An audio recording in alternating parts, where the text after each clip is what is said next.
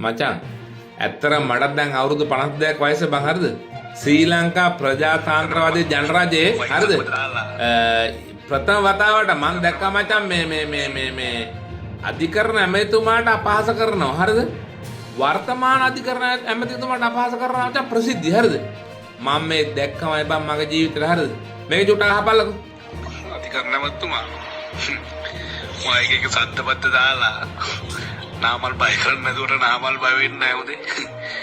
නාමල් බය කරන්න තියා හිතන්නවත් එපා. නාමල් කියන්නේ මහින්ද රාජපක්ෂගේ පුතා. මේ කයිවාර වැඩක් නැහැ ඔගේ හරිද?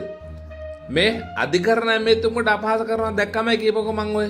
වර්තමානයේ මේ ඉන්න අනේක යකෝ බලය 159 දෙනෙක් එක්ක ඉන්න පාර්ලිමේන්තුවේ බහුතර බලය 159ක් එක්ක ඉන්න අධිකරණ ඇමතිට අපහාස කරන ප්‍රසිද්ධිය කොහොමද ඒකනේ?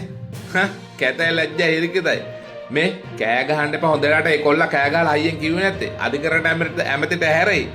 මොකද එතුමාට නිින්ද ගිහිල්ලා ඔය නිින්දෙන් එතුමාට ඉන්න දෙන්න සුවසේ.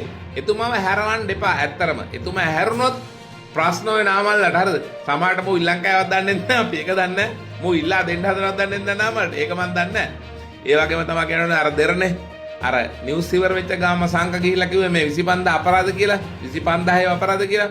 ඒ කියලා ඉවරලා යකෝ දෙරණෙමයි ඔය එළියට ආවේ අපිට ආවේ. ඒව අපි දාපුවාන් පස්සේ උඹලා රිපෝට් කරලා ඒවා කැන්සල් කරලා. ලැජ්ජයි යකෝ උඹලා ගැන. මට කියන්න තියෙන සංකෝයි දෙරණෙ උඹලට වඩා අපිට පුළුවන් මම මාධ්‍යකරණය කියන එක. ජයවලක් වෙන ජයවා.